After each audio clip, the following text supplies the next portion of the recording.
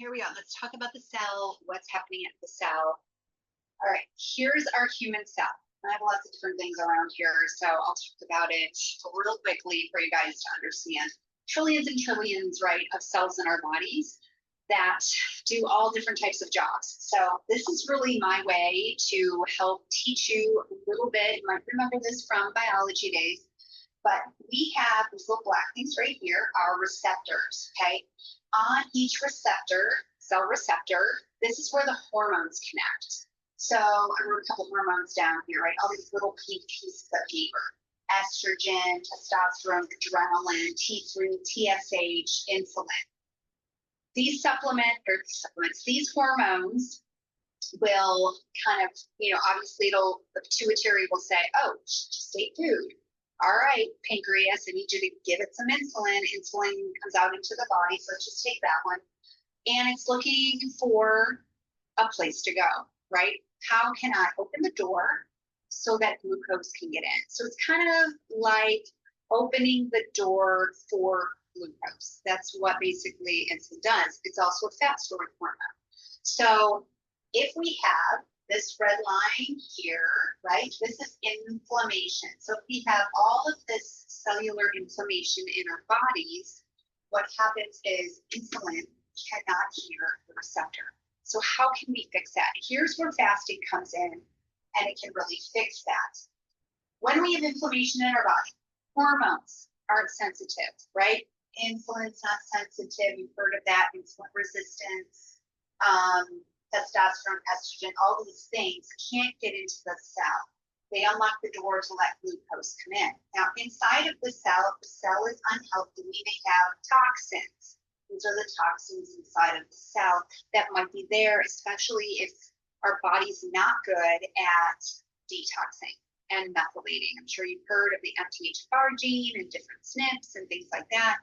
Bottom line is, some of us have more of those than others, and it makes it very difficult for us to methylate, to be able to detox. So it's basically the body's not really good at getting rid of that crap. Okay, so medication, supplements, nutrients, all those things that are trying to get in that are good for our cell can't get into the inflammation. You got the hormones not sensitive. They're not getting in here to allow different hormones and glucose and things like that into the cell. Then we have right here mitochondria. And I always have, this is the picture that I use. I had this amazing biology teacher when I was in 10th grade. And he was an artist, and he would draw so many cool things. His name was Mr. Crisanti. It's amazing. And he would draw all kinds of cartoons to teach us biology. So he used to draw Mighty Mouse. I cannot draw. I cannot. It's a stick figure. I mean, this is as good as you're going to get of my cell. Like, I've really practiced this. So if you think of mitochondria as the mighty mouse of your cell, so the energy production of the cell. As when we're young, we have so many. And then as we get older, as we're, we have viruses, metals, hidden infections, just life stress, all that, we start to decrease these. We don't have as many. So the mighty mouse part of our cell starts to get kind of sluggish. It's no longer mighty mouse anymore. And because of that, mitochondria also makes the ATP. That's the energy, right? And if it's not making enough ATP because we have these toxins, we're going to drop the number of mitochondria, not enough energy. So the cell can't do what the cell is meant to do. So when it comes to fasting, what fasting does is it will help to start to push the cell in a way. There's stress, right? Fasting, think of it as stressful. It's a little stress on the body.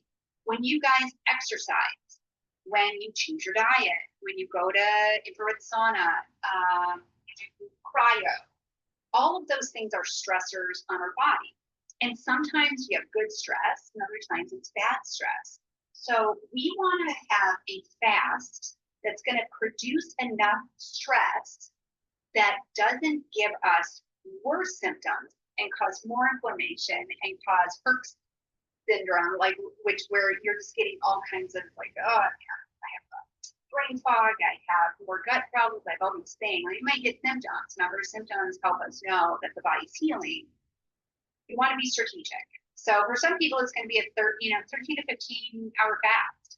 And they're like, I'm feeling really bad. It's not really good. We want to progress you to get to a 3-day fast, which is what I'm doing right now. So the cell right now is becoming in a fast a little bit more efficient because the glucose is going up, the ketones are rising, hormones are optimizing. So we're actually cleaning out stuff. The cell is able to function a little bit better. Now, obviously, it's pretty different, one size fits one, but typically that is what's happening with the human cell right now. And it's why fasting is such an important tool to utilize if you're trying to heal your body and get healthy. So, all right, that is stuff. We're going to go back to our slideshow. So let's share the screen again. All right, we are gonna move on. I'm gonna take, questions at the end, or you guys can put questions in the chat, because obviously I'm doing Zoom, to be honest. So, okay, hormone optimization. I talked a little bit about that. The goal for hormone optimization, people talk a lot about, I wanna optimize my hormones, right? How do I optimize my hormones? Do you actually have to have things like hormone replacement? Do you need peptides? Are those things important? For some people, that's going to be, a conversation that they need to have with their doctor that maybe can, help support them. I would say the body has innate intelligence, and if we can remove the source of inflammation, if we can regenerate the cell membrane with healthy fats and electrolytes, if we're able to restore cell energy, if we teach the body to reduce inflammation and reestablish methylation, that's the 5 R's from my program, you will be able to do these things naturally. So if you're somebody that's like, I'd rather do it naturally, I don't want to throw HRTs, I don't really want to do peptides, I don't have the money to do that, right? These things are $500,000 a month. So for some people, that's not going to be an option. So how can I do it naturally? Hormone optimization. I want you to think about the fact that what I just talked about, hormones become more sensitive with fasting, as well as your growth hormone, like all these, great growth hormones that we talk about that people, are fine getting. You're producing them by day 3, sometimes day 2. It really depends where you are with glucose ketones, right? That's why I think it's really good to take the glucometer and know what your levels are, because if you're at that ratio where you're into ketosis, especially that moderate range, you're optimizing those hormones. The more fast you do, the more longevity you're going to get. Okay, it's just about strategic about that. So, okay, last slide, weight loss resistance. This is literally an epidemic of our time. In fact, let me read a couple statistics to you. I was just on a podcast. 60% of American adults have a chronic illness, 8% autoimmune. 80% of those autoimmune cases are women.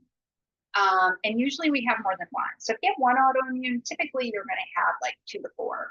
So 24% are suffering with gut issues annually. So that's like 60 to 70 million, they're saying right now, are affected by digestive diseases. Weight loss resistance, here's the big one. Here's the one that everybody's like, how can I lose weight? This is ridiculous. I have suffered with this a couple times in my life. When I got cancer, went right into menopause, struggled about a year and a half, 2 years. I did a cellular healing diet. In 3 weeks, I lost 21 pounds, and then I started fasting, lost the last 5 pounds.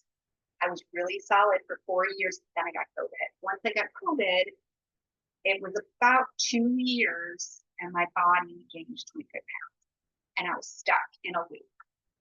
And I had to really, what I had to learn, I finally found out, I had Hashimoto's. So that was really keeping me in that place, because your thyroid hormones kind of drive a lot of processes, especially metabolism. I had to learn what to do. I had to learn detox. I had to get the right supplementations. So my detox pathways are open. And the third thing I have to do, I have been doing this really right now, I've been 90 days on a thyroid protocol, I'm calling it my Hashi healing protocol. If you want that, just say Hashi, I will send you the protocol for free. I'm going to be taking my blood like a week from now, kind of see where I'm at, have my levels gone down. And then if, if they're not normal, we're going to come in another 90 days. Sometimes you got to support yourself. So I am starting to lose weight. I've lost about 8 pounds. I can tell an inflammation. I can tell that my inflammation is way better. My face, actually, my chiropractor was like, "Your face looks thinner to me." I was like, "Yes, awesome." Weight loss resistance. Here we go. Penn State. 1 out of 6 Americans who have been obese and loses weight keep it off. 1 out of 6. I mean, this is that Biggest Loser epidemic. We've watched Biggest Loser, and now they have the documentary. Why do so many of those people end up regaining weight? 80 to 85% will regain it back. So, and why is that? Because they have metabolic syndrome. 1 in 3 Americans have metabolic syndrome. So how do we fix that? We have to fix the steps. That's the way we fix it. Fasting is a tool that you can use, a strategy that you can use, along with retraining your brain. Also, diet variations, diet strategies, and the correct and progressive supplementation and detox. All right. Question and answers. Obviously, if you have any questions, feel free to drop them down in the comments. Join the Thrive Tribe Beyond the Diagnosis in my Facebook group, and I will link it down at the bottom so that you guys have it. Join my group, talk about a ton of things like, top 10 ways to detox your body. We're going to be doing monthly fasts, different fasts, doesn't always have to be a 3-day fast. 3-day fast is all about the immune system, like we talked about the night before. So hope that was helpful. Tomorrow, we're going to do fasting for Health Huddle number 3. And we're really talking about these things. Beyond fasting, what do I do? Diet variation, the feast-famine cycle, and using a technique to heal the cell membrane and electrolytes with all these things that you have at your fingertips in your home. So I will see you tomorrow on the next video. Don't forget to subscribe.